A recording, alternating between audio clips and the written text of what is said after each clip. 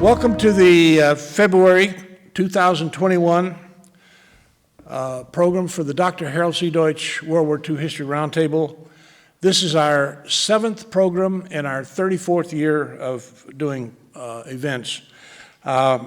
Just a couple of announcements. If you have changes, most of you are on our roster already, but if you do have changes, be sure and take care of those at the book counter. Be sure and pick up a newsletter. The newsletter, the round tablet, the team just did a marvelous job in writing this program up, complicated and simplified well. And again, I want to thank Doug Rainey, Tom, Chris, and all the people here at the Historical Society that support us under the trying conditions that we're going through right now. One thing I want to recognize, where is the student outreach group? Would they stand up? Student outreach, there should be 4 or 5 of you. There's 3, but we act like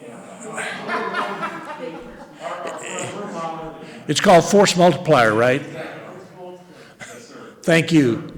For those of you that haven't attended those, Mark has, when we stopped the program, we were having up to 80 students come in from predominantly the metro schools, but schools that were teaching World War II history.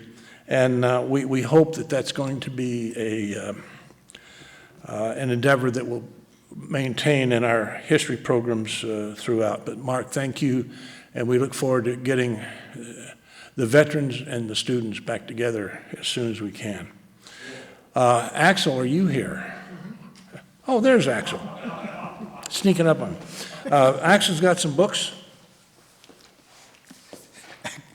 Actually, it's only one book. Anyway, the book from our speaker tonight, Blood, Oil, and the Axis, it's actually one I had time to read. He takes the events that are going on in the Near East in May and June of 1941, and as he's telling the history of it, he's tying it to the lives of, I'd say, 8 different people who he follows through there. And they're not necessarily, I mean, he talks about the high-ranking people, yeah, but in this case, he also talks about the sort of grunt-level, lowest officer types, what they were going through. And just to remind everybody, we tend to forget, when we think of the Second World War, we always think of all the glorious things at the end when we were winning like crazy. This is before the United States got involved.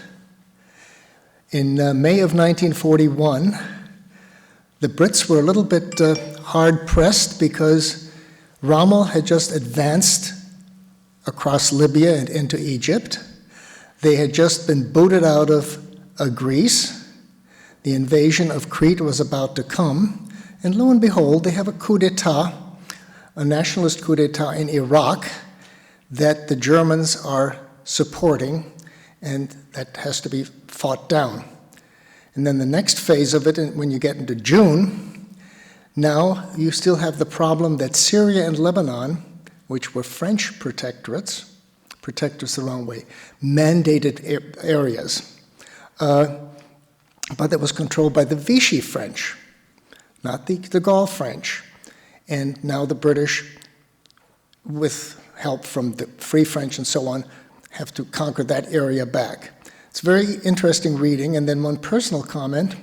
I don't know how many of you here are my age. I'm 80. If you're that age and you've heard somebody's name all your life since you were a small child, and in reading a book, you suddenly double the knowledge you have of the person. For those of you that read the book, it's that German Arabic specialist, Dr. Fritz Grubbe. He happened to be the fellow who took over my father's job at the end of 1944 in the synthetic oil industry. And I never knew much about him. There's a lot of stuff on it in this book. So anyway, see us. We have the book.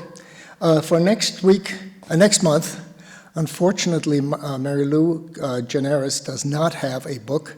We will try to have a couple of books on German military war art available at the time. Thank you. Thanks, Actor. I was so happy to be introduced to John Broich. John was born in Owatonna, Minnesota. His dad worked for Owatonna Tool. His mother was a substitute teacher. He and his brother were the first to go to college. He graduated from St. Olaf, did his master's at University of Maine, got his, and at Maine he studied medieval European history. He got his PhD in British Empire history at Stanford, and he is currently professor at Case Western Reserve in Cleveland. And the joke he told me, he says, I spend more of my salary with Delta Airlines commuting from, he actually lives in St. Louis Park. So Delta gets rich on him commuting. Of course, right now he's got some health issues, so he is, the program this evening and his lectures in Cleveland are on Zoom. So he's well adept to the challenges that we're going through tonight. He did a book on the London's water supply and the early days of the public health. He did a second book called The Squadron, and it was on a Royal Navy topic on the slave trade in the 1860s. His third book is the book this evening, Blood, Oil, and Axis, the battle in the Middle East. And I'm always trying to bring, I'm trying to identify topics that don't get as much attention. We could do a program every week on Normandy or the Bulge or something, but to do a program like this and to have someone, a local talent, I will tell you, I've already got him on slate for his next book, his fourth book, about a French garrison on the left flank of Montgomery's attack at El Alamein. And so we've already identified John for a future program 2 or 3 years out. But John Broich, welcome to the World War II Roundtable, and we look forward to you being in person for your next book. Thank you very much. Thanks for that welcome, Colonel Dontime. It's an honor to be invited. So now I know I have 2 to 3 years to write that book, huh? I better get cracking. Thank you all for being here. Those gathering from near and far, those joining on YouTube, which is really a tremendous service that the World War II History Roundtable provides. Tonight, I would like to tell you the history of and the history around my third book, as Colonel Don mentioned, Blood, Oil, and the Axis, the Allied Resistance Against a Fascist State in Iraq and the Levant, 1941. The blood in the title stands for the blood of nationalism. That 230-year-old idea that people sharing the same blood should be grouped in a state. Mind you, those blood connections had to be invented, but maybe we'll get to that a little later. So please keep that key word of nationalism in your mind as we proceed. And this is where the war was, beside China, in spring 1941. Europe was lost. Other than Greece, which was soon to fall, the war was here. Could Turkey maintain its neutrality? Could the Allies hold on to the vital base at Alexandria, the Suez Canal, the Red Sea? What would become of the largest army of Vichy France based in Syria? What would be the fate of Crete? In very early 1941, few feared for the fate of Iraq's oil, for Iran's oil, but they should have. Oh, I'm getting ahead of myself. Let's back up and set the scene for the emergency of spring 1941 in Iraq and Syria. Let's talk about the region, the colonies within it, the would-be nation states. You'll recall that the Ottoman Empire dominated the lands west of Anatolia, today's Turkey, prior to World War I. The Ottomans had a very vast, diverse empire, a diverse imperial court. They would send a Syrian officer to Baghdad, a Baghdadi administrator to Mecca, a Palestinian agent to Istanbul. There were Arabs, Turks, Berbers. There had been Greeks, Christians of different kinds, Muslims of different kinds, Jews, highly Arabized Jews, Kurds, and more. But the Ottomans had been fighting a losing battle to nationalists for many generations prior to the war. When British troops, Imperial troops, Indian Army troops defeated the Ottomans in the Levant and Mesopotamia in horrible fights, the British and their French allies drew their own maps of what we came to call the Middle East. And I've written about this a bit in a piece about the sad fate of the Kurds, which you can find if you Google John Broich and quote Kurdish nation, end quote. I'll quote a bit from that piece here, paraphrasing. In a series of conferences in a succession of European palaces, Prime Minister David Lloyd George, Georges Clemenceau of France, Woodrow Wilson, and dozens of other leaders conspired, harangued, and horse-traded from 1919 to 1921. Under clouds of cigar smoke, between servings of foie gras and champagne, they redrew a large swath of the globe's map. Besides doling out spoils to themselves, such as far-flung German imperial holdings, their aims were to replace the Austro-Hungarian Empire, punish Germany in Europe, and the biggest task, fill the vacuum left by the demise of the sprawling Ottoman Empire, which before the war covered territory from the edge of Bulgaria to Yemen. Their guiding principle for redrawing the map, at least in most cases, was the reigning concept of race nationalism, what's often called today ethno-nationalism. Simply put, the Allies' delegates assumed that nation states should be composed as much as possible by single races, single ethnic and linguistic populations. So they defined, in some ways, created new races, like, for example, Hungarians and Austrians, things that didn't exist before in that way. And they drew borders around them. What to do in the big central zone of the defeated Ottoman Empire, stretching between the Mediterranean and Persian Gulf?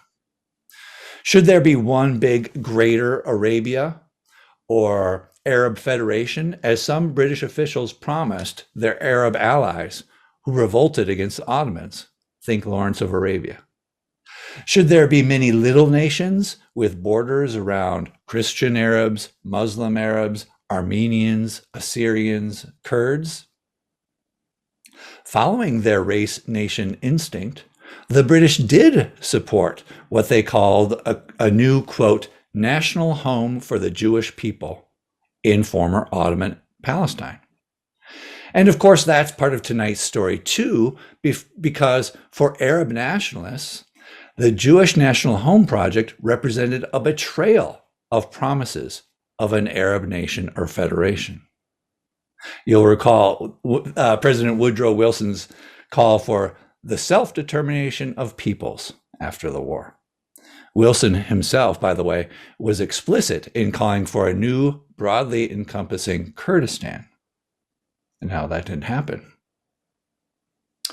British colonial officials, like the famous writer-turned-colonial administrator Gertrude Bell, wanted a Kurdish population retained in the new invention of Iraq as a counterbalance to its large Shiite population, which she deemed seditious. This represented the classic imperial thinking long employed in places like India: divide and conquer.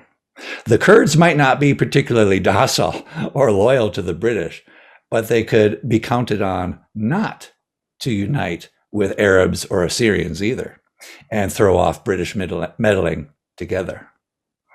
The British, too, suspected there were large oil fields under the important Kurdish capital of Mosul. Better to keep the entire Mosul region securely within a new invention of Iraq, most leaders judged. You'll recall the secret Sykes-Picot Agreement, in which the two empires divided the region between themselves. Never mind Britain's promises to Shah Hussein and his warriors who helped fight the Ottomans in the war. In sum, the creation of a huge country of Iraq made sense really mainly for British imperial interests. Interests in counterbalancing the French in the region, shown here. They would end up in Syria. Interest in putting those oil fields in one colony. Interest in having an overland alternative to the Suez Canal, connecting the Mediterranean to the Persian Gulf in case of an emergency. Interest in divide and conquer with Sunnis, Shiites, Kurds, Christian Assyrians, all in one super country to police one another. Think of all those little states in Eastern Europe and the Balkans. That's what the British and French did with the Austro-Hungarian Empire. They didn't do that in Iraq or Syria. They made two very big countries, clumping all those disparate people together. The exception was Lebanon, where the French made a tiny Christian Arab colony. So let's look at this map on our screen. We'll just take the quickest flyover, shall we, of all these places to set the scene for our emergency of spring 1941. There's Egypt. British occupied Egypt. Egypt had largely won its independence from Britain in 1922. They had a wonderful nationalist independence movement that succeeded, a rare case. But the British claimed the right to defend the Suez Canal by whatever means necessary. The canal was one of the key prizes over which the war was essentially fought in the first half of 1941, when it became clear that Germany could not invade Britain by sea and that Europe was lost to the Axis in the short term. Let's consider Iran. Iran was neutral in the World War. Its Shah trying to chart a course between the Axis and allies that maintained Iran's independence and oil wealth. Shaken by events in Iraq in May of 1941, and needing, it turned out, surprise, at the end of June, needing a lifeline to supply the Soviets, the British and Soviets summarily invaded Iran in August of 41. Let's consider Palestine. Having driven the Ottomans from Palestine in 1917, Britain received a League of Nations mandate to govern the country after World War I. Now, to be honest, Britain dictated its mandate and the League signed off. That was the relative power of Britain at the end of the war, and of course the US not joining. In Palestine, Britain sat atop a tinderbox of rival Palestinian and Zionist nationalisms. In the event of an Axis-aligned invasion from Lebanon or Iraq, British military observers saw no hope of defending or even evacuating Palestine's Jewish population of roughly 400,000, including around 60,000 very recent emigres from Hitler's Germany. So this was a nightmare scenario. Saudi Arabia. While its relations with Transjordan were tense, the Germans cultivated Saudi friendship. And the Germans cultivated Saudi friendship. Saudi Arabia very carefully maintained its neutrality until the war's end. Meanwhile, it sold vital oil to the Allies, while hewing closer and closer to the Americans as the war progressed. Let's consider Syria-Lebanon, a sort of double colony. In the Levant, the League of Nations granted a colonial mandate to France in 1923, subdivided into Lebanon and Syria. When France fell in 1940, Syria-Lebanon's officials sided with Pétain's regime in Vichy, the same with almost every French colony. While Vichy authorities denied their complicity, decrypted Enigma-encoded messages revealed the French cooperation with the German Luftwaffe during the Iraq War. This alarming new development was to be addressed in an Allied invasion immediately following the war in Iraq in summer 1941. By the way, this was a very early victory of ultra-intelligence. Learning how the Luftwaffe was pouring planes into the region and how French weapons were going over rail to Iraq. We'll talk about more about that in a moment. Let's consider Transjordan, today's Jordan. Transjordan came into existence in 1922 as part of, again, a League of Nations mandate to Britain. Jordan was a little country dependent on Britain, where the son of their World War I ally, Shah Hussein, would rule. Today's Abdallah II is his grandson, the grandson of Abdallah I. As I said, Britain, in turn, handed it as a sort of protectorate to its allies in the Arab revolt against the Ottomans. And King Abdullah, or at the time Emir Abdullah, threw his lot in with Britain immediately in 1939 after war was declared. He was one of the first to do so. He was a stalwart ally. And he did so, it turned out, at his peril, because as we're going to talk about in the spring of 1941, he was surrounded by and vastly outnumbered by large modern militaries in Iraq and Syria. Now, Turkey is a special case for tonight's story. In the dark days of early 41, Turkey strove hard for its neutrality. Syria and Iraq bordered the country to its south and east, while the Axis-dominated Balkans encroached on its western border. And of course, Greece is going to fall. This would put Turkey in a vice should Iraq align successfully with the Axis. It's a very undertold story how Turkey held out against Axis pressure, even as Greece fell and then Crete, and while there were no big victories for the Allies anywhere to be seen until tonight's events. Let's zoom in a little bit. This brings us to tonight's specific topic because had the French defeated the Allies in Syria in June 1941, and I don't think we appreciate how close that came, how on earth could the Turks hold out against Axis pressure, surrounded, with the Luftwaffe now based in Damascus, with the fate of the Middle East apparently sealed? And had Iraq successfully gone over to the Axis and all of its oil flowed through this northern pipeline, and I'll draw your attention to it quite literally. This northern pipeline, then that oil would either go in tankers to Italian Greece or up through Turkey, where there was plentiful rail provision, up through Turkey to Europe. And here's the thing, ladies and gentlemen, the volume of oil that could flow from Kirkuk, be refined at Syrian Tripoli or Lebanese Tripoli, was sufficient to fuel all of Germany's war needs. Now, if you'll indulge me, I'll draw now a little bit from my book, though highly condensed.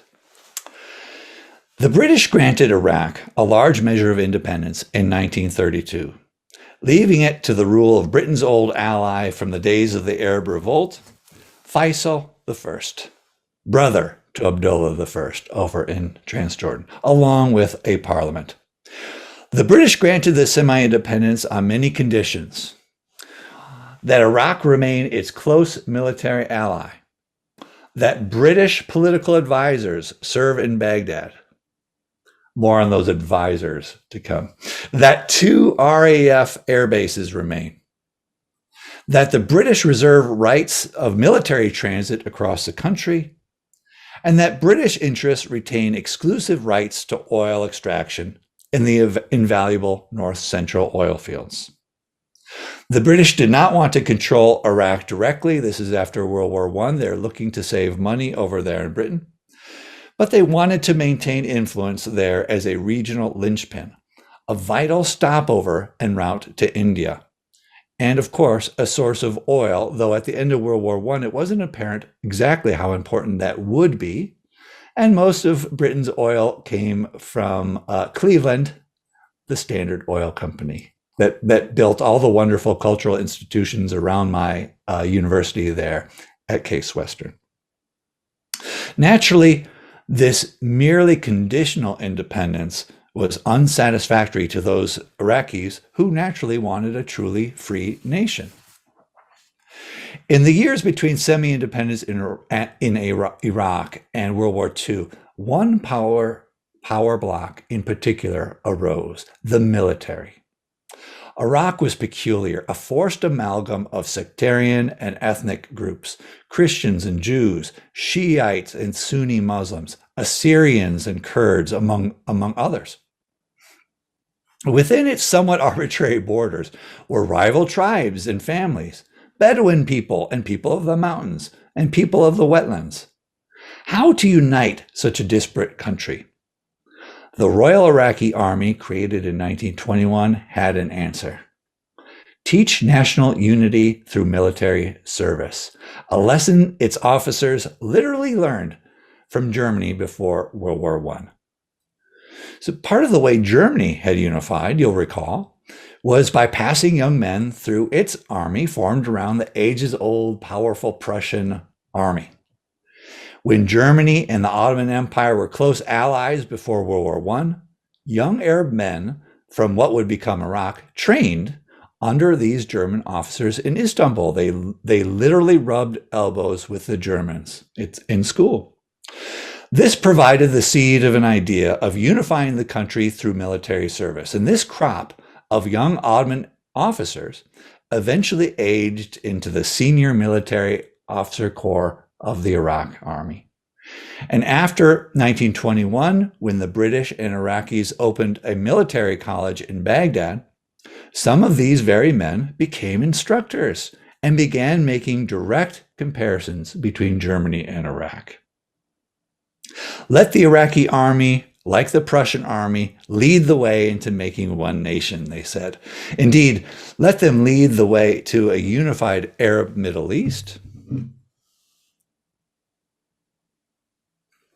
One of these former Ottoman officers, trained under the Germans in Istanbul, gave a speech in 1939 extolling how recent nationalist movements were only made possible through unified violence.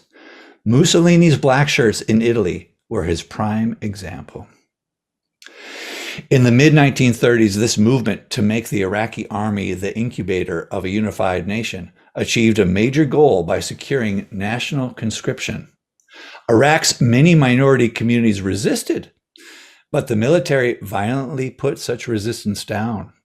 The Sunnis from cities like Baghdad and Mosul overwhelmingly dominated the officer corps and did not hesitate to crush resistance from outlying Kurdish or Shiite areas, and Assyrian, I should add. Soon, the Iraqi military became more powerful and stable than its civilian government. This is a common colonial story, or post-colonial story. And politicians had to court the armor's senior officers to secure their influence. At the turn of 1941, Iraq was officially at peace, neutral in the world conflict, but in fact, it was the scene of straining forces, pulling it in multiple directions. And I would like to invite you to read on about those in my book where I have time to expand. Left or right, political groups of nearly all stripes desired greater freedom from British intervention in Iraqi affairs. That did, in fact, unite Iraqis. There were no fewer than 18 permanent British secretaries across Iraq's government ministries. And British spying the country, especially via RAF intelligence, was an open secret among Iraqi officials. They talked about it openly. Among Iraqi politicians and power brokers, reactions ranged from the slow and tactful politics of Faisal's family, the Hashemites, to revolutionary militancy lodged in the army. There were those who saw some kind of relationship with Britain as a boon to the country, and there were those who believed that the day of the British Empire was over and the day of fascist Germany and Italy had dawned. So here's what happened. On April 1st, 1941, 4 leading Iraqi officers launched a coup. They chased off Iraq's young Hashemite king and installed their hand-picked prime minister. The first thing they did was to shut off the flow of Iraqi oil from Kirkuk to British refineries on the Mediterranean at Haifa, oil critical to the Royal Navy, oil that could lubricate the Axis war machine should it fall in their hands. Now, I'll go back to showing some slides. There are our oil pipelines, all important.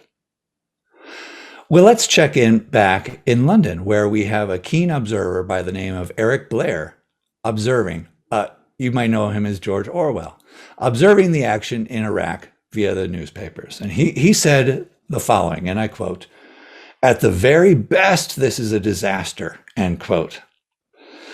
Continuing the quote, actually, "Presently, you'll hear that German experts are arriving by plane or via Turkey, or we shall stand on the defensive and do nothing until the Germans have managed to transport an army by air," end quote. He was almost right. Only the situation in Iraq was as bad or worse than Orwell realized. The 4 coup plotters, who call themselves the Golden Square, by the way, immediately made overtures to the Germans upon seizing the government. And in part, of course, this was because the enemy of their enemy was their friend. And in part, as I said, in Iraq, the ideals of fascism had made inroads, as they did in every country in the world. Ethno-nationalism, authoritarianism, and anti-democracy. When the Golden Square's pleas for help reached Berlin, Reich's Foreign Minister Ribbentrop set a number of wheels in motion with the Führer's blessing. The Führer was preoccupied with a certain plan he had for June 1941, but Ribbentrop was allowed to run with it as far as he could. Ribbentrop dispatched eastward an ambassador who Mr. Kornführer has mentioned. And by the way, I called you earlier tonight. You were already in St. Paul. Fritz Grobe, who long cultivated friendship in Baghdad. He understood himself to be a true friend of the Arabs. And Ribbentrop sent envoys to the Vichy French, whose help would be needed in their imperial possessions of Syria and Lebanon. More on that later. Things moved fast, and before long, the Axis secured oil rights from the Iraqis. The Germans and the Italians, in turn, promised military aid in throwing out the British, cash, credits, and the promise to create an independent kingdom of Iraq and the Levant in the fascist New World Order. This would have been news to the French, who thought they were going to maintain the French Empire in the New World Order. Sorry. This was just before Hitler revealed the worth of German promises to Stalin. So I don't think Hitler was really going to leave the Iraqi oil supply in the Iraqis' hands. Do you? As Orwell perceived, a disaster indeed, and a disaster from the geopolitical perspective for what an Axis Iraq would mean for the wider region. Not the least of which was that it involved a new level of military cooperation between Vichy and Germany in Syria and Lebanon, a total disaster for Palestine, which was barely garrisoned. Mind you, on top of the Kirkuk oil it would send to its new allies, an Axis Iraq would threaten the Iranian oil on which the Allies depended. Since, and I'll mark it here, but I think you appreciate. Since Iraq's garrison in Basra was only about 25 miles from the vital refineries and port at Abadan, Iran, and that was a very important oil supply for the British Empire, in addition to that Standard Oil coming from America. Transjordan's Emir Abdullah I, the first, who battled shoulder to shoulder with the British against the Ottomans in World War I, immediately declared for his old ally in the Iraq emergency. But Iraq had a British trained and British supplied military of several tens of thousands, and Iraq shared a long border with Transjordan. Meanwhile, Abdullah I, his Arab legion, who were tremendous fighters, we'll learn, but there are only several thousand of them. In Rome, Benito Mussolini was galvanized by the news of the Golden Square takeover in April 41. He considered Iraq a linchpin of the British Empire, sitting as it did between Mediterranean and India. Its loss, he eagerly told a German military liaison, quote, might have an even more profound effect upon the British world position than a landing in the British Isles themselves, end quote. He began envisioning a new attack on the Suez from the east. I know that Mussolini doesn't deserve much respect as a grand strategist, but in this, I think he was right. Overwhelming support for Iraq in this moment from the Axis, and a drive on the Suez from the east, if it could be pulled off, would have been nearly unthinkably bad for the Allies. There was essentially no defense. Not at that moment. But I digress a bit. The Allied top hats and brass in London, and Cairo, and New Delhi visualized these threats pretty clearly, in part due to the revelations of the bright young women and men deciphering away at Bletchley Park. But officials and officers disagreed about what could be done about them. In Westminster, Winston Churchill pushed, as ever, for aggressive action. Sometimes that was a good idea, sometimes it wasn't. In this case, it was a good idea. An invasion of Iraq or the aerial bombardment to force out the Golden Square was what he pushed for right away. But General Archie Wavell, fighting a hydra-headed monster of multiple battles around the Mediterranean and Red Seas, warned of the danger of adding another hydra head and spreading Allied forces too thinly. A fair point. Quote, my forces are stretched to the limit everywhere, end quote, he wired back to Westminster, and I simply cannot afford to risk part of forces on what cannot produce any effect, end quote. He didn't hold out much hope.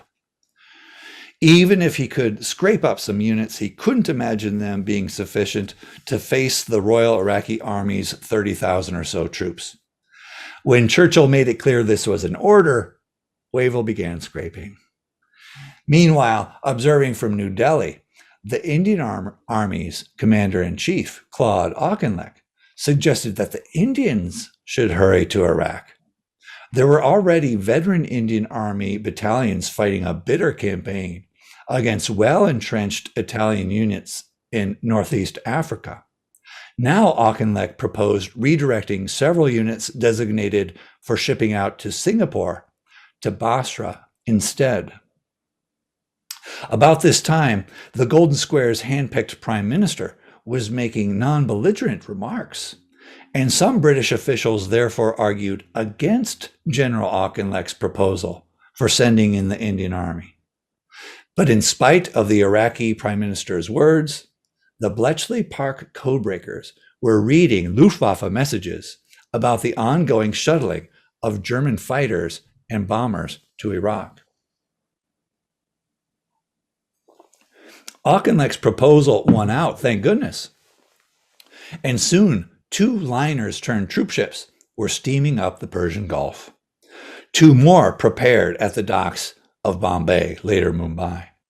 This is one of Auchinleck's greatest moments, and very few people know about it today. He really pushed for this, and he pushed for it fast. And he was willing to do radical things to get it done. By the way, he slogged up through the mud of the Euphrates as a younger man towards Baghdad. But I digress. In reaction to the Indian army landing at Basra, more urgent messages went out from Baghdad to Berlin and Rome to hurry its help. And soon, the first set of Luftwaffe craft landed in Iraq. Fighter bombers and transports carrying ground crew, staff, even a plane fuel refinery that they fit in a plane and carried out to not Baghdad, to Mosul. Remarkable. So they also, of course, bore chests of silver and Reichsmarks to show the worth of German friendship, the apparent worth. Meanwhile, a German envoy and his staff arrived in Beirut to oversee Vichy Syria's refueling operations there and to direct French weapons to the Iraqis by rail, which they did. That envoy, Rudolf Rahn, was a true Nazi, which made it particularly perverse that he was a Francophile, who generally thought in the New World Order the French and the Germans would be the best of friends. And he really pushed for new levels of collaboration. And he stood at the elbow of the Vichy High Commissioner of Syria, Lebanon, Henri Dentz. And he reasoned with him. He said that aiding the Iraqi junta was in the best interests of France. Since Franco-German friendship depended on military partnership, and since the British must retaliate against the French Levant because they were fueling the Luftwaffe, it was best to tie down the British in Iraq so that to ease the pressure on Rommel and the West. And even if the Iraqis failed, the British would be tied up for months. And meanwhile, the French could dig in. That, replied Henri Dentz, and I quote, has a certain sense, end quote. And I'd love for you to read more about the Vichy collaborator Henri Dentz and the infamous Nazi Rahn in the book. So when Indian Army troops and some armored cars landed in Basra near the end of April 1941, the Golden Square knew that they were gathering to bring their regime to heel. And I just want to point out, here's Baghdad, and to the west, just about 50 miles, is the air base RAF Habbaniyah. Now, within hours of the Indian Army's second disembarkation at Basra, the junta sent a force eventually totaling 7,500 to lay siege to this airbase west of Baghdad, Habbaniyah. That airbase was not a center of operations, but mainly a flight school for British and Allied pilots badly needed on multiple fronts ASAP. It was also the center of spying, that open secret, and making it a well-deserved focus of resentment. Now, to be clear, it had no modern fighters or bombers. It had a lot of trainers, and its security force was mainly composed of Iraqis, including Assyrian riflemen, who, while proud and professional, only numbered altogether about 600. A few hundred Lancashire men of the King's Own Royal Regiment had just been shuttled in by American airliners from their base in Karachi. About a dozen RAF armored cars were there, but they dated from 1915, and the King's Own Royal Rifles totaled only about 125. So this was a small force defending against 7,500 Iraqi troops. And by the way, there was a plateau above RAF Habbaniyah, which the Iraqis simply helped themselves to and pointed their guns down on the airbase at Habbaniyah. And yes, there were people who objected to building an air base under a plateau at the moment it had been built, and nobody listened to them. Okay, so long story short, the Iraqis ordered the air base to stop operations. The British weren't about to do that. So it might not have been very sporting, but the RAF at Habbaniyah launched a surprise attack in the first moment it became light enough to do so. And this actually would have pleased George Orwell, who, as you'll recall, said, "I think we won't react appropriately to the Germans showing up in Iraq." Well, to the credit of the folks at RAF Habbaniyah, they struck first. Mind you, it was obvious they were being besieged. Well, Habbaniyah, as I said, only had legacy fighters and bombers and trainers. Its ground crews even jury-rigged bomb racks onto trainers. And they couldn't overpower the Iraqis. All they could do was try to keep the Iraqis' heads down with the periodic bomb. And the teachers and their students flew around the clock so that the Iraqis could never get some decent shut-eye. And it worked. It really ground down the Iraqis. And I don't have time to go into it. It's an amazing story of this counter siege from the air. And so you'll have to check it out in the book, please.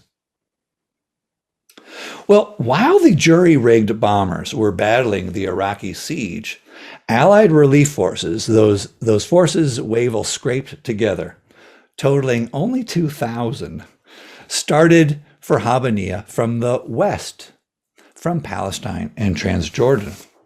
These were a very curious composite. It's tremendous where these guys came from.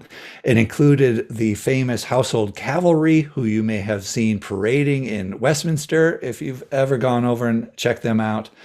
But their horses, unfortunately, were left behind. They were in trucks now. There was also the bloodied 1st Essex Regiment, youngsters from the South End area, really humble folks.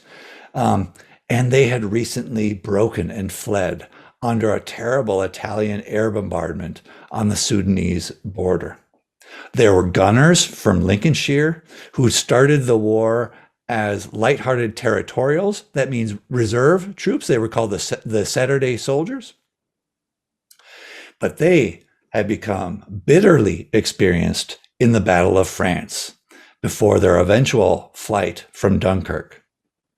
There were Royal Engineers among them with their dynamite, who were prepared to dynamite the oil infrastructure of Iraq if the Golden Square could not be defeated. Many of these troops were borne by buses requisitioned off the streets of Haifa, and those in turn were threadbare secondhand things from America. Some of them had their tire treads worn down to cloth. Let's have a look at some of the folks who were showing up in Iraq from the west and from the south.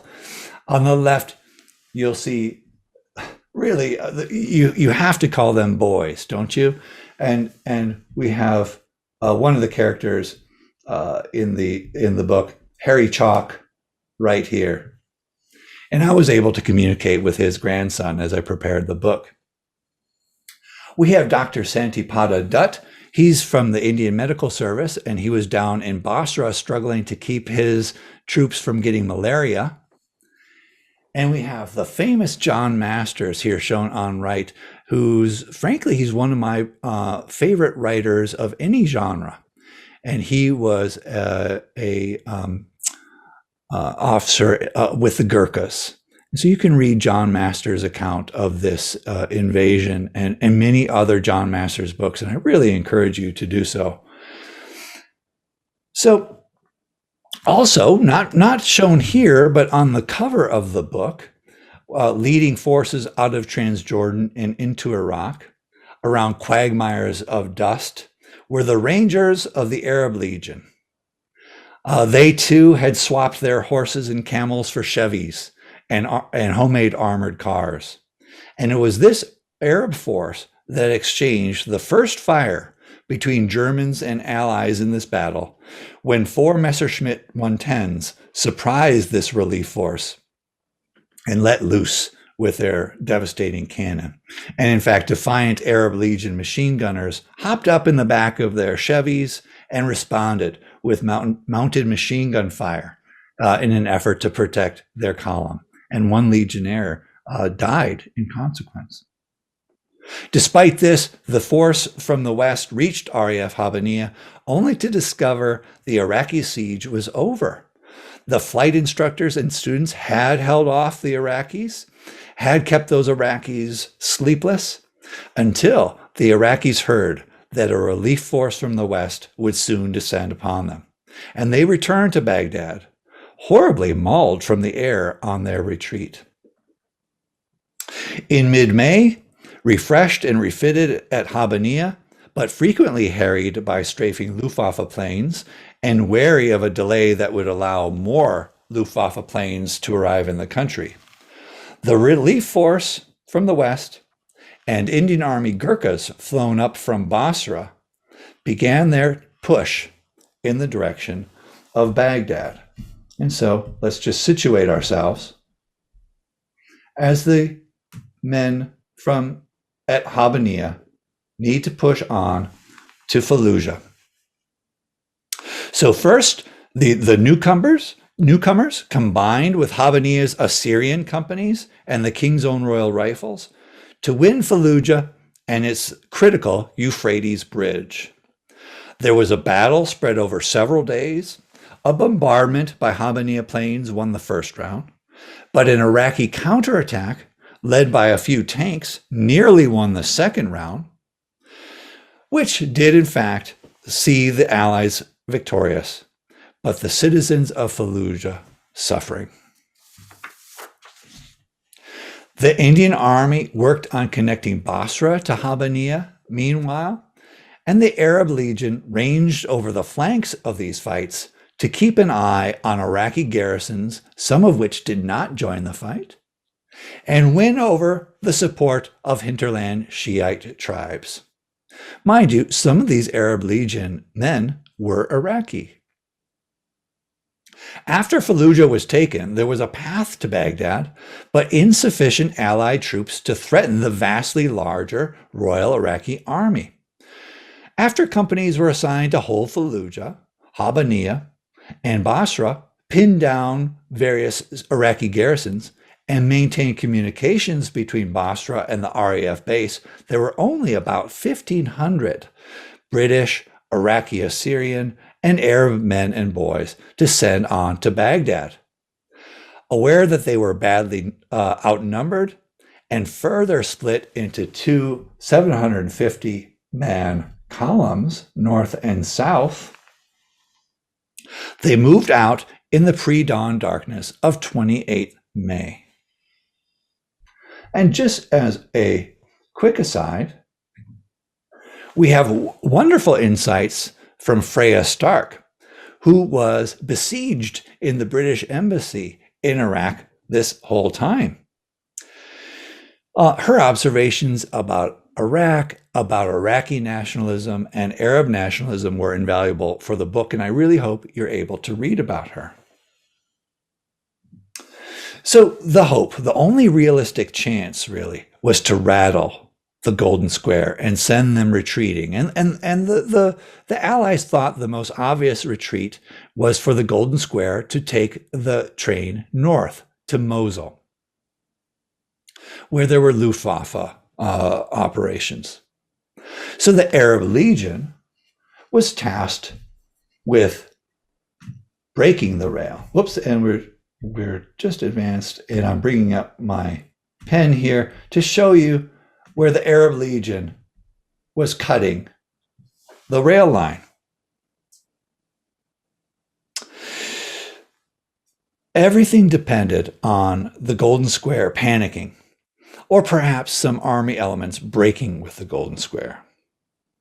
If the Iraqi army, meanwhile, or on the other hand, realized the pathetic size of the invasion force, they would know to hold fast and allow more German aid to appear on the scene. And by the way, the Italian Air Force was appearing on the scene by this time as well. That's why the contribution of a sole interpreter played such an outsized role in this final battle. And I just really enjoy telling this story, so please indulge me. A young Palestinian Arab, his real name lost to history, but his working name was Redding. He had been working with the 6th Cavalry Brigade headquarters outside of Haifa in Palestine. When he was shanghaied, he was summarily dragged into the invasion force for Iraq to translate for the household cavalry. As his column of troopers and the 237th Battery gunners, that is the Lincolnshire gunners, approached Baghdad from the west, it got bogged down by Euphrates floodwaters. The Iraqi artillery and the Italian Air Force near a place called Abu Ghraib. That's when Redding and a group of officers stumbled upon a telephone switchboard, a nexus of circuits being used by the Iraqi military stationed in Baghdad. No sooner had the young man connected when voices from Baghdad frantically asked him after the state of battle west of the city.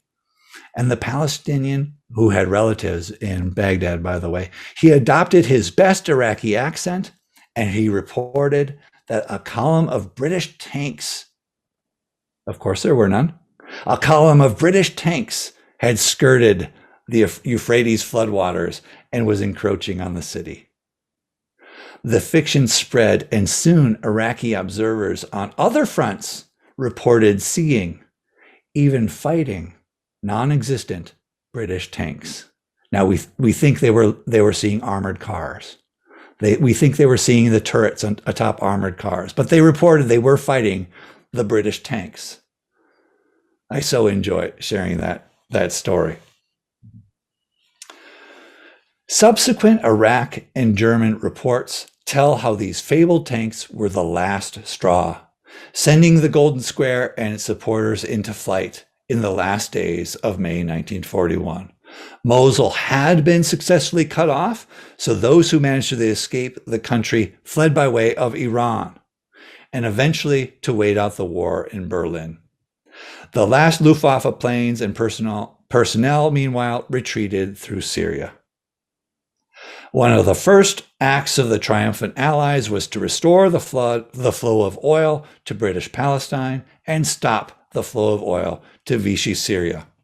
And the bounty of oil was denied the Axis. Afterward, the Reich's foreign ministry complained that the Iraqis had acted too quickly before sufficient Axis aid could reach them. But Nazi leaders comforted themselves that Operation Barbarossa, set to commence in a few weeks, would yield its own bounty of Soviet oil. The world was lucky that Hitler didn't commit massive force to Iraq. Since, in fact, the Germans would not take over these oil fields, the Iraqi victory is perhaps more important than most realize, and ennobled the blood sacrifice of roughly 75 Indians, Assyrians, other Iraqis, Transjordanians, and British, with many uncounted civilian Iraqis suffering in places like Fallujah and Baghdad, those sites of misfortune still today. Quote, "At very best, this is a disaster," end quote, wrote Orwell in his diary. But this, at least, is proved a case of disaster averted. Now, those Messerschmitts had landed, repaired, and refueled in French Syria. And Germany sent diplomats and Luftwaffe support officers to Syria at the same time. This whole campaign was a single effort for Germany. And the British, as I said, knew about this thanks to Enigma intercepts. It was an incredibly dangerous situation for the British, and it could not be allowed. Military cooperation could not be allowed to stand. By the way, for years and years, before the Enigma and other intelligence was opened to researchers, Vichy apologists, prior to that opening up, Vichy apologists argued that the Allied invasion of Syria, Lebanon was a cynical act of colony grabbing by Churchill, and that in fact, General Henri Dent's was fiercely resistant to access planes using Syrian oil fields. He had been forced.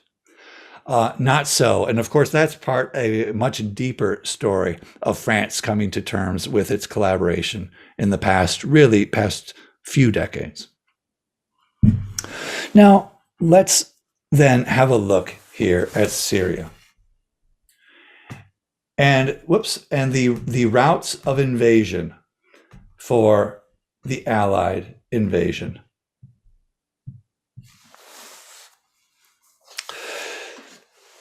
Now, it was May 30th that the Golden Square fled for Iran, eventually to Germany. And it was the 31st of May when the mayor of Baghdad surrendered. And then the very next day, Crete was lost to the Axis.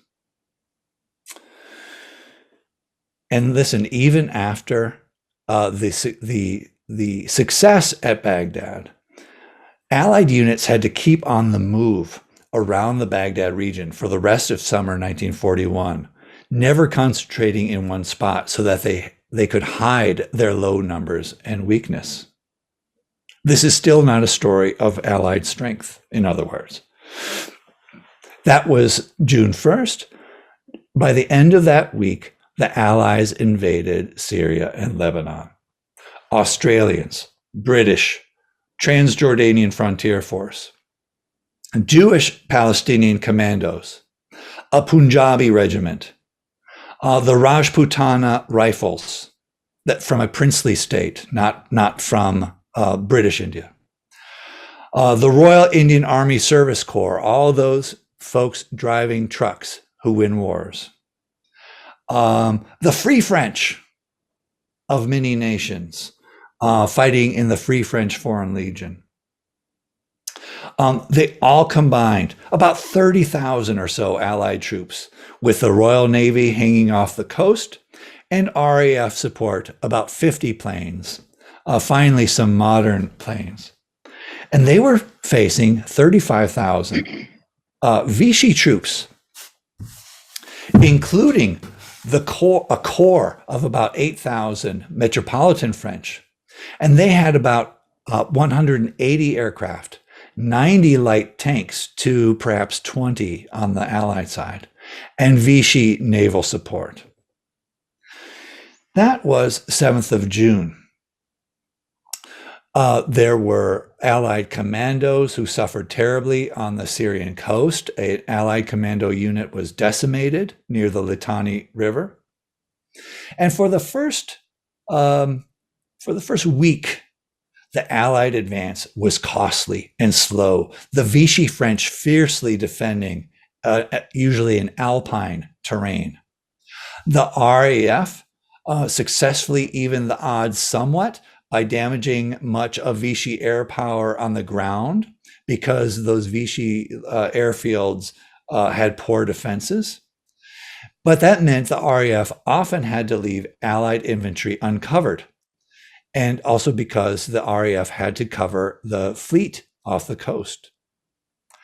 They were also sometimes fighting the Luftwaffe off the coast. However, the Luftwaffe did not fight over Syria and Lebanon proper. This was essentially so that the Vichy troops on the ground in Syria and Lebanon did not see Luftwaffe planes defending them in the air. A little complicated, right? Now, de Gaulle and other Free French leaders promised Churchill that Vichy French officers would surrender after slight resistance to save face. This was a terrible miscalculation. In fact, the Vichy French happily fought Free French as mutineers.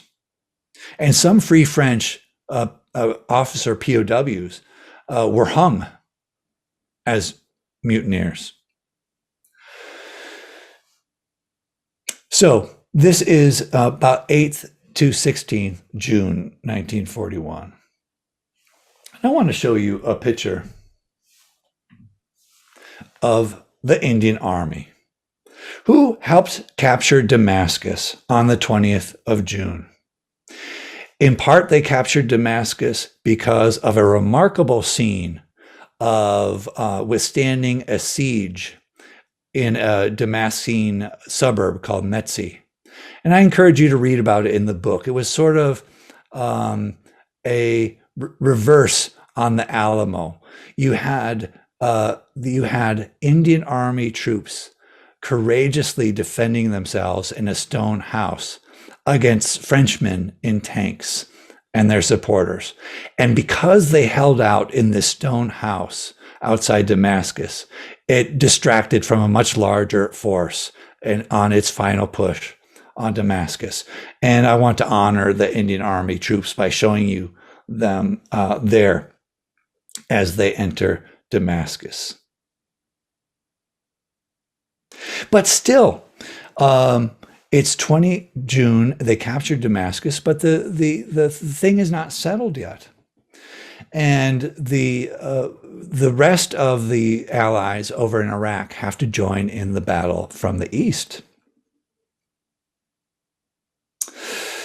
Because the Vichy Navy has to communicate its positions to the Germans to avoid friendly fire, the code breakers at Bletchley Park intercept French vessels' positions.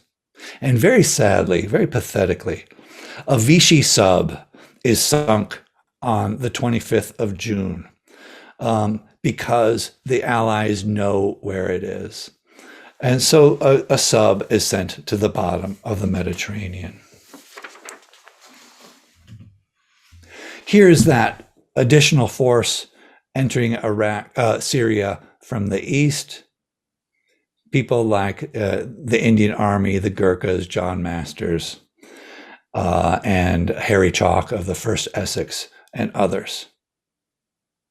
And so these troops, on the 1st of July, capture Palmyra, which has been was in the news because of ISIS depredations there.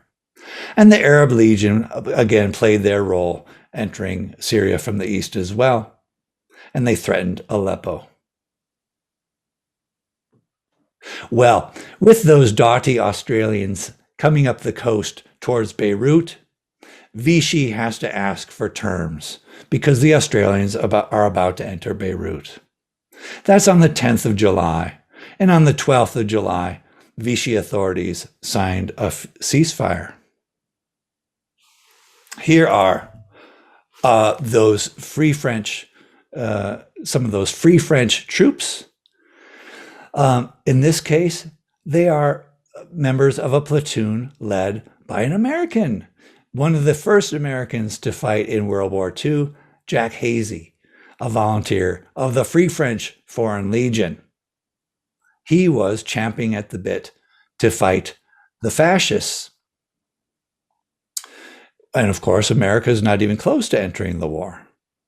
By the way, his platoon is made up of anarchists and communists, Reds of the Spanish Republican forces, some of whom joined the Foreign Legion before the Battle of France. So Jack Hazy is leading all kinds of interesting characters there. Now, very sadly, the American Jack Hazy is horribly wounded on the peaks outside of Damascus. And that was the end of his war. So he paid quite a cost for his ideals of fighting the fascists before his American countrymen. And here are the Australians entering Beirut in peace in their Bren carriers.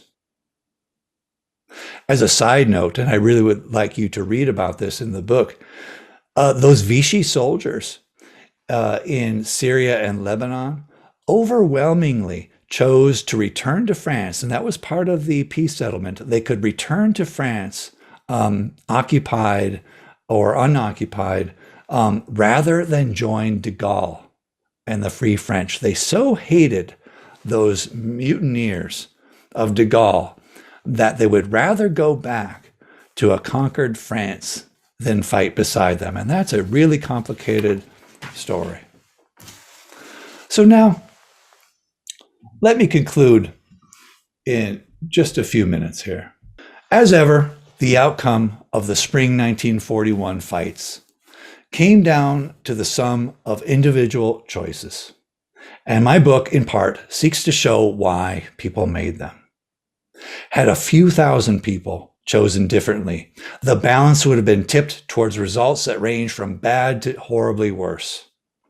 Put another way, a few thousand choices, a few thousand lives stood between Axis success and failure. And as I said at the beginning, this story is about nationalism, the creation of post-World War I nations, the hopes people had for new nations, and the risk that nationalism might come to mean fascist nationalism, the horrible logical extreme of nationalism in the Middle East. These spring 1941 battles in Iraq and Syria were fought by Arab and Jewish Palestinians working with the British, even while members of both of these communities sought to aid the Axis. It was fought by de Gaulle's Free French against Pétain's Vichy French, by Syrians serving Vichy and Syrians serving the Allies, by Iraqis allied with Germany and Iraqis fighting beside the British, and Indian soldiers representing all the great religions and ethnicities of the subcontinent, some of whose cousins would soon fight alongside the Japanese against the British in the so-called Indian National Army. The tanks that pulverized a stone house outside Damascus, defended by Indians, were driven by Frenchmen. But many of the infantry backing them were from French Senegal. Yet, the Free French, aiding in the invasion of Syria, had many West Africans among them.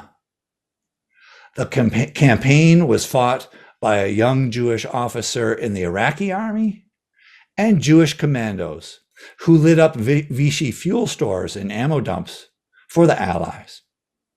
It was fought by an idealistic American young man, Jack Hazy, who champed at the bit to fight the Axis, while his countrymen in the United States remained on the sidelines. In sum, every community that was represented in the Allied cause had members supporting the Axis cause or preaching neutrality.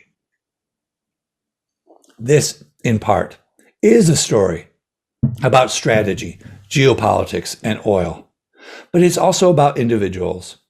This smaller scale, rushed, improvised, savage, but pivotal fight magnified the importance of the choices made by relatively few people, from rulers to common soldiers from across the globe. It is about Benito Mussolini, Adolf Hitler, and Winston Churchill, but, and perhaps more important to understanding the story, it is about people like the Indian men in that stone house outside Damascus who held out against Vichy tanks. It's about tank crews serving in Vichy Syria who had to decide whether a decent man was a good soldier first, following his superiors even if they had come to terms with Germany, or whether a decent man was one who disobeyed orders to follow de Gaulle and hold out hope for democracy. Hold out hope for democracy, the cry of our age. Thank you for listening.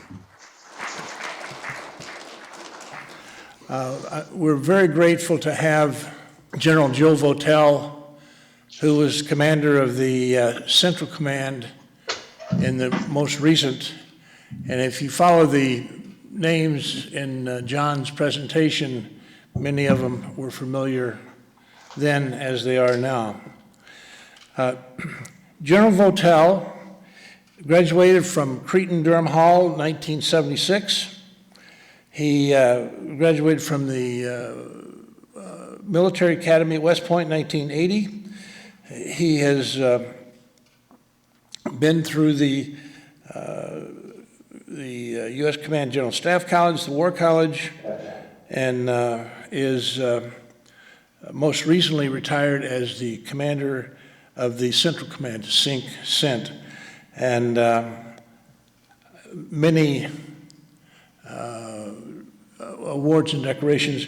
He is currently the executive director of the Business Executives for National Security. General Votel, welcome to the World War II Roundtable.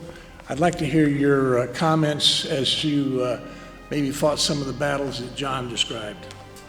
Thanks, thanks, Tom. Thanks. It's great to be here with all of you, Don. I appreciate the invitation tonight. Reckon that great to see you again as well, and wonderful to be here. I actually feel a little bit dated. You introduced me as graduated from Cretin-Durham High School. It was actually Cretin High School. Those were actually two high schools at one particular point. So, anyways, it's great to be here, and I'm glad to be here with my wife Michelle. So I really enjoyed John's presentation. I was jotting a few notes down here. So maybe what I'll do is I'll just give you a couple observations. I'll give you a point in history that I think is pretty important for us, and then I'll talk maybe a little bit about the way forward here. But I was jotting some notes down here as John was talking, and I wrote the following things. I wrote nationalism. I wrote Kurds. I wrote ethno-racism. I wrote the challenges of governing Iraq. I wrote the role of Western armies supporting armies of the region. And I wrote the Hydra head of Iraq and the challenges with that. It was hard to not, as you mentioned, Don, the names Habbaniyah, Mosul, Fallujah, Samarra, Abu Ghraib, just in Iraq alone, and how much those names have meant to a whole new generation of Americans and allied troops that have now served in those areas. I even wrote down a note about Reading in his comments about the tanks. Some of you might. I immediately thought back to Baghdad Bob there, who was trying to convince the whole world that the Americans and the Allies were not in Baghdad, even as tanks drove in the background of his news broadcasts. So just thinking about those things that John touched on, I think are really important. This idea of nationalism is one that is very, very prevalent across the region, and particularly in Iraq. As the commander of U.S. Central Command, it was my great fortune to meet frequently with the Prime Minister of Iraq at the time, Prime Minister Abadi, who I thought was a very good man. But our discussions, while we talked about strategy and campaign and everything else, inevitably came around to Iraq and where Iraq was going. And what I really concluded out of that is this idea of nationalism. And I would say good nationalism really permeated very, very strongly in Iraq, and that prime minister was able, I think, to leverage it at a critical time for his country. We heard the discussion of Kurds. The Kurds remain the largest ethnic group in the world without a country. A problem identified and actually resolved a number of times, but yet never enacted, and continues to be a challenge in the region. And a group of people looking for a partner, looking for a savior, and they've looked to the United States and our allies in a number of occasions here. Ethno-racism, I would describe that today as the toxic narrative, toxic sectarian narrative that courses through this area that is so important. The challenges of governing Iraq, Shia, Sunni, Kurd, these exist today as strongly as it is. And in fact, it's probably as fragmented today as it's ever been with those three particular groups trying to operate together. The challenge of Western armies supporting and leading forces in this particular region. We've seen this in droves over the last couple of decades, we finally came to the conclusion in our last campaign against ISIS that we needed to stop changing the people that we were trying to partner with on the ground. We just needed to take them for the capabilities that they presented. And our Kurdish partners in Syria, along with their Arab militias, served us very well doing that. And the Iraqis did as well. They needed a little bit of training, a little bit of re-equipping, but ultimately they took the fight themselves. And when we recognized that we didn't need to try to reshape them in our own image, they actually rose to the challenge that was before them. These areas that John talked about and that I recited a few moments ago, I mean, these continue to be flashpoints. It was really interesting to me as he put the maps up of Iraq and Syria all the way over into the deep Levant there in Lebanon. Those, what we would call today rat lines, are as present and as important to movement across this area as they have ever been, and certainly were at that particular point. So all in all, I mean, I think a lot of the themes that John touches on in here are really themes that continue to be very, very relevant to the region. I would note to you that this week, 76 years ago, marked the first and only meeting between Franklin Delano Roosevelt and the first king of Saudi Arabia, Ibn Saud. They met in the Great Bitter Lake of Egypt on board the USS Quincy, a U.S. naval vessel that had escorted the president into the region, and it took place the second week in February of 1945. And of course, we all know that in less than 2 months, a little more than 2 months, Franklin Roosevelt would be dead. But the meeting was a good one.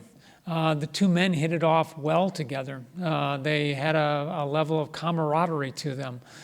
Both of them had infirmities, and they spoke very candidly about their infirmities. In fact, Franklin Roosevelt left one of his wheelchairs for the king of Saudi Arabia, and that became a point of pride for them, something that they really appreciated about him and about Americans and our generosity.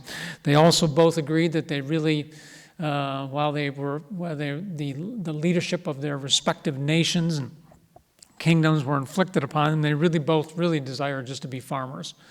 This was what it was all about for them. But it was a good meeting, and it resulted in an agreement between them for an exchange for some of our military support and political support, access to the oil of the region that has, for better or worse, served our purposes for a long period of time.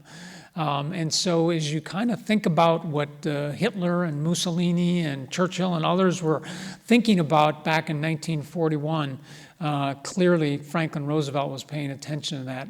And as the war was coming to a conclusion, recognized the importance of this not only for our nation and for our economic growth, but really for a long-term relationship with this region. Now as we kind of project, as Don said, 75, 80 years into the future, it really poses a question of, so what about this region? Why do we care about it? And I would suggest to you that we do care about it because we still have interests in this area that for better or worse are still important interests for the nation. Today, we're worried about protecting the homeland from the scourge of violent extremist organizations that have found purchase here. We're concerned about countering proliferation in this area, and preventing countries like Iran from obtaining a nuclear weapon, or from other countries in the region that have nuclear weapons from using them for nefarious purposes. We're concerned about freedom of navigation and freedom of commerce and access to the oil. And while the oil is not as important to the United States today, certainly by a long stretch as it was, it is very, very important for many of our allies, particularly our allies in the Pacific. We have an interest in preventing the instability of this region from pouring out and impacting our interests in other areas. We can all think back to the heart-rending images of 2011, 2012, when we watched refugees fleeing from Iraq and the impact that that not only had in our country on immigration, but across Europe, and how that significantly impacted them. And then, of course, we have an interest in preserving a favorable balance of power in this particular region. And really, this kind of brings us all the way back to 1941, because this is really what it was about. It was about establishing a favorable balance of power with the people on the ground. And I would suggest to you that of those 5 interests that I've just kind of talked to you about, and we'll just acknowledge that proliferation is always going to be a vital interest to it. I think this idea of preserving our favorable balance of power in the region really continues to be a very, very powerful one for us today. And for reasons that we had not anticipated. Today, it's common to find the presence of Chinese naval vessels in the water of the Middle East. That's, frankly, when I took over command of CENTCOM back in 2016, that was not an everyday occurrence. But it's changed in the course of just 3 or 4 short years. And we have Russia. In the past, we were very concerned about Soviet Union, but now we have Russia trying to gain influence in this particular at our peril.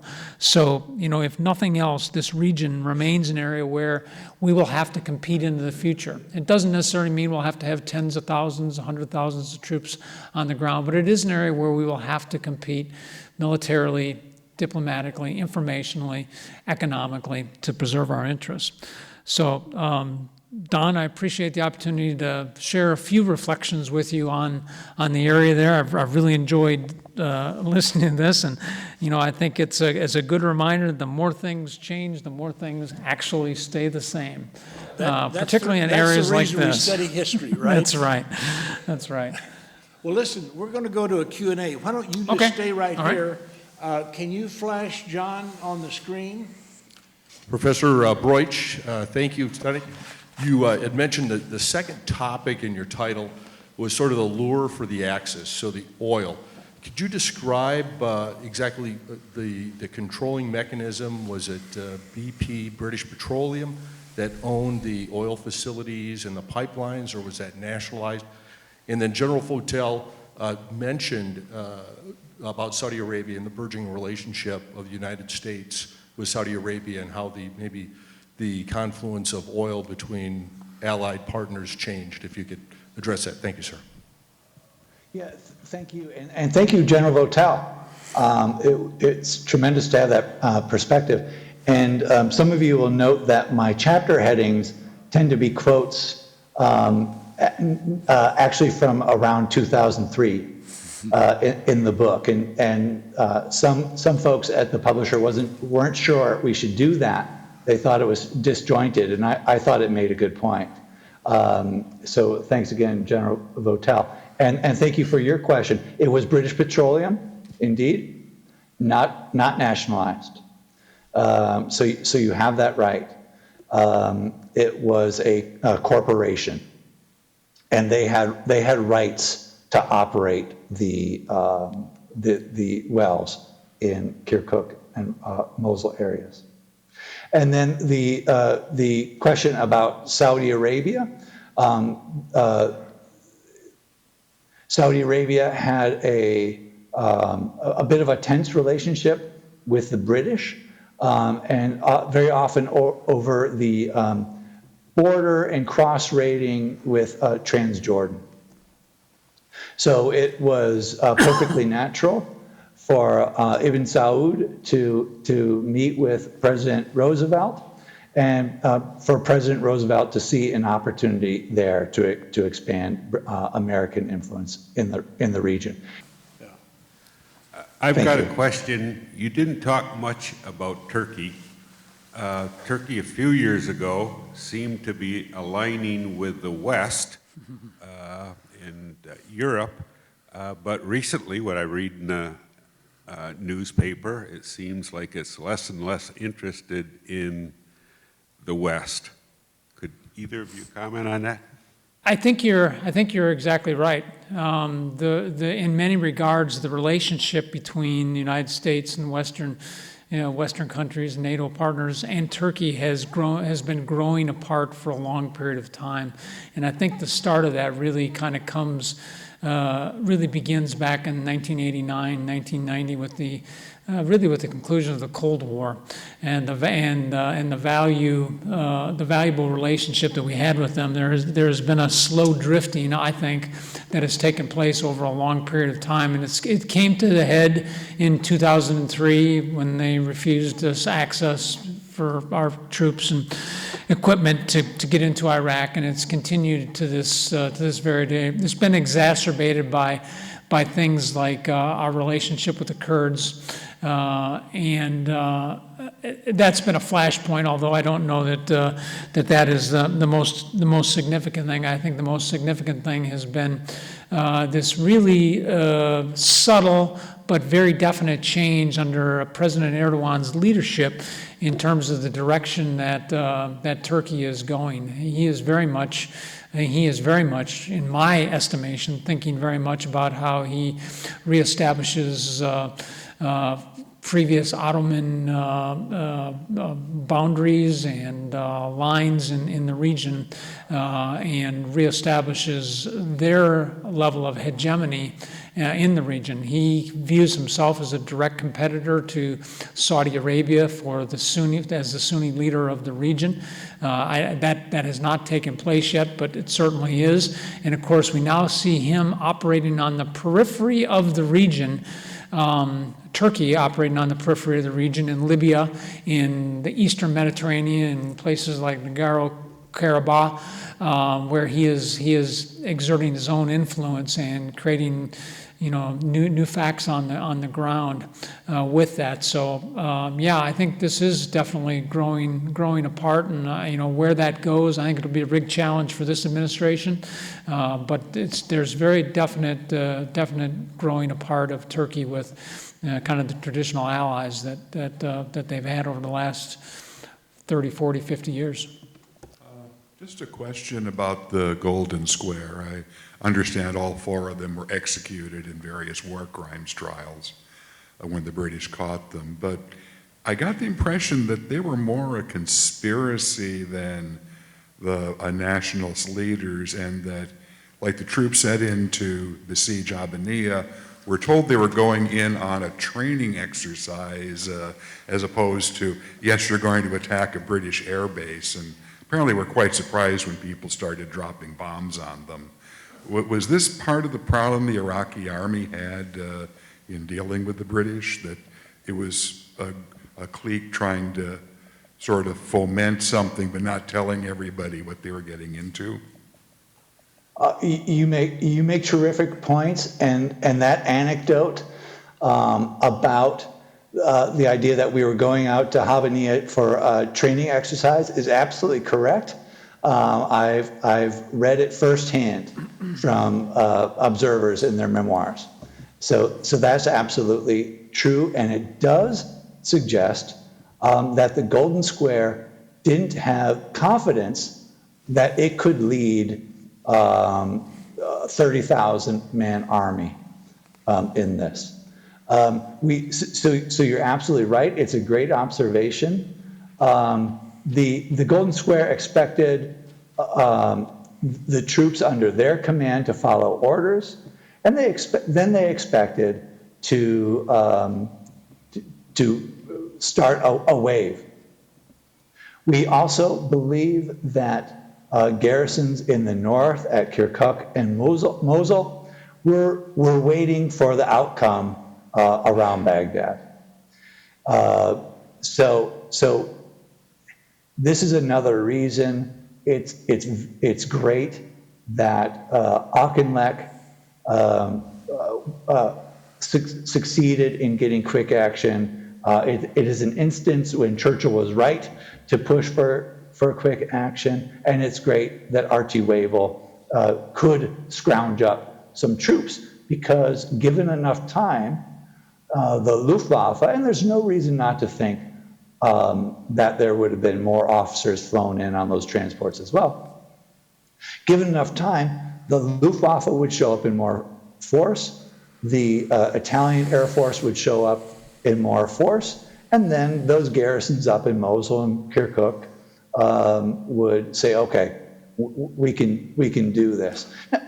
again, I want to emphasize that those German planes outclassed the British planes at Habbaniyah and in the region many times over, because all the Royal Air Force was needed in the Western Desert.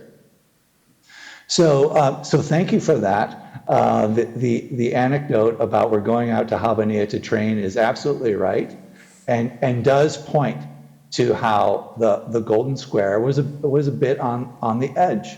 Could they bring the rest of the army along with them? Thank you for coming. I hope you'll find an interest. And if any of you have friends that are interested in art, the program next week will be on the Nazi art, but it'll also talk about both the military art and the propaganda art. And of course, then Corey Wagner will be talking about some of her work in the Middle East, which are some things that General Votel is familiar with the Sumerian destruction and the Baghdad Museum. Thank you for coming. See you next month. Support for this program provided by viewers like you. Thank you. Additional support provided through the Catherine B. Anderson Fund of the St. Paul Foundation. Upcoming roundtable topics can be found at www.mn-ww2roundtable.org. Production services provided by Barrows Productions.